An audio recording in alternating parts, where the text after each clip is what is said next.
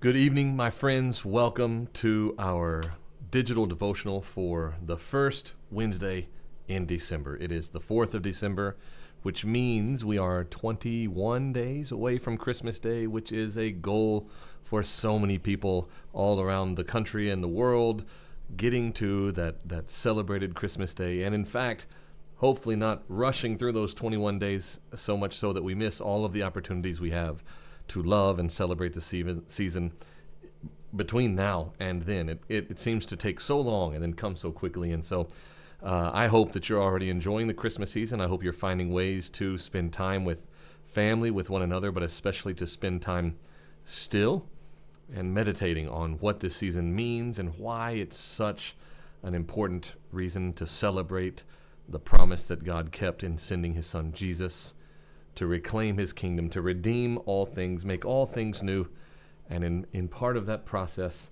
the great gift of our own salvation being provided to us. I hope that you're getting the chance to spend time doing that. I want to remind you about something of this time of year, a gift, an opportunity we're given that I hope we take great advantage of. But before that, just one announcement, and I don't have it up to, maybe I don't. I might, but I don't know what button to push exactly. It's Distribution Sunday this coming Sunday. It's the last distribution for 2024. It's our Christmas distribution. We'll have antlers for you to wear outside if you want to. We'll have all the reason in the world to be joyful and love on people and give us a chance to tell them Merry Christmas and how much we are grateful to our Creator for being able to help them in the way that we have been given. And so I thank you in advance. Each and every one of you have probably not very often sat back and wondered to yourself, exactly what have I accomplished by doing this? But if you don't, then trust me when I say I do it for you. Sit back and ponder all of the ways that you have provided help and assistance to people in your community for years, year on year on year, rain, shine, so little has ever stopped you. And so I'm very grateful for each and every one of you who participate in that ministry, and invite you to continue doing so this Sunday. Same rules apply, 2 o'clock, park up the road, all that you know. I want to encourage you, though, tonight, just for a few minutes, about how important it is for us to speak kindness, and especially given the season that we're in, the opportunity we have to be reminded of how important that kindness is as we speak to one another, going about the hustle and bustle of the holiday. And I have a couple of Bible verses to share with you, but first, just a story, and it pertains to me. And as a matter of fact, it pertains to literally 5 or 10 minutes ago. I was going to share something else, and then this happened, and I sat and thought on it a moment, and then just wanted to share it with you as well. Sometimes in not just the holidays, I'm aware of things like people that suffer with seasonal affective disorder and all these other things. Those sufferings happen all through life. January to December, May to November. I don't. What am I? You need me to name all the months for you? I can. January, But anyway, all the time, people deal with difficulty and with challenges, and we're not expected to know that. We aren't. You can't possibly. I can't possibly.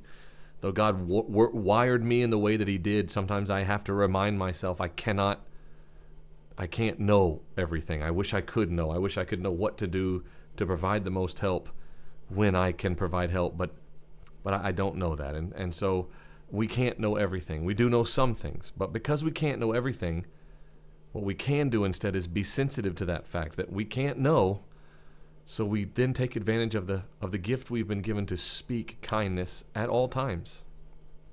And recently, Mason's just been dealing with Mason things. Preacher's been dealing with preacher things, all sorts. It's just life. The truth is, sometimes it's just life, and we live through it. But I sat down here to be with you, and I opened up email just to make sure there's nothing I needed to tend to immediately before we started this time together. And there was a message, an email to me. Now, I know I'm a child of email rain. That was it, sending email. Do anybody remember when they used to talk about taxing, sending an email, like sending letters? Boy, I remember that. They were going to charge you 25 cents an email and stuff. It was weird. Anyway, nowadays it's text or Snapchat or other things, and communication in all of its forms is important. This is just the way I'm used to emails. And so I opened up my email, and there was a message from someone. And their message was reflecting on the experience they have in our community choir here in Louisville, in the Red Hills Community Choir. And they were sharing with me how much they appreciated the time that we were able to spend together as a group, what they had been learning, and something I had said in a practice about reflecting on the words that were being sung. Now, we're singing a song called "Let All Mortal Flesh Keep Silence," and I was talking about how important it was to understand what that meant and who we were in that moment as we were singing that song, and all these different things that I like to point out and share with people. And this individual just was thanking me for sharing that they had never really thought about it or been encouraged to think about it that way, and they were just being grateful. But more importantly to me was how they were speaking of the joy they were having in being able to sing, which is something that's very important to me, to my family, and being able to sing together, learning how to sing better together. And it was just a very kind message. And it was timely because it was, as people have said before, like a drink of water. It was refreshing.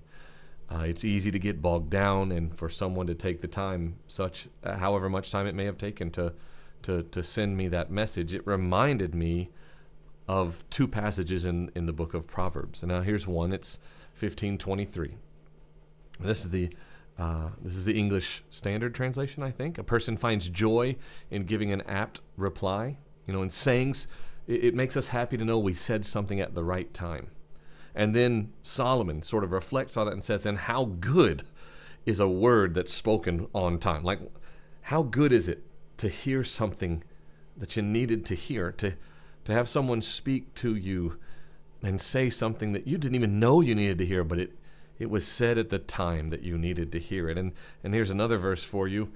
How a word fitly spoken, that means timely, on time, at the right time. A word spoken at the right time is like apples of gold in a setting of silver. It's fine. It's very, very precious is that image, that to say something and it be what needed to be said to that person who needed to hear those words of kindness. I didn't put others in here, but so often we think that maybe what we say is timely and apt, even if it was hurtful. And there is a place for some of that, but tonight all I want to encourage you is to consider that we're commanded to speak kindly. Paul mentions that we let no unhealthy or unwholesome word come out of our mouth, only that stuff that builds people up.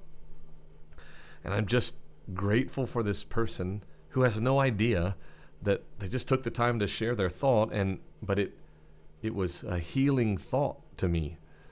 And so yes, true. It's fine. It's precious. You can't buy that. And it is, like this says, it's good for words to be spoken, and when they're spoken at the right time. And I say that to you with a thought towards this image right here. How good was it for those shepherds to hear what Gabriel had to say? How timely, in the midst of their suffering, in the midst of the life they had been living, 400 years of absolute prophetic silence regarding the Messiah, regarding their redemption. And these shepherds, they were the nobodies of the world. How good was it to hear that news? How good was it? They're telling us this. It was born for us. This is for us to go see. This is for us to have.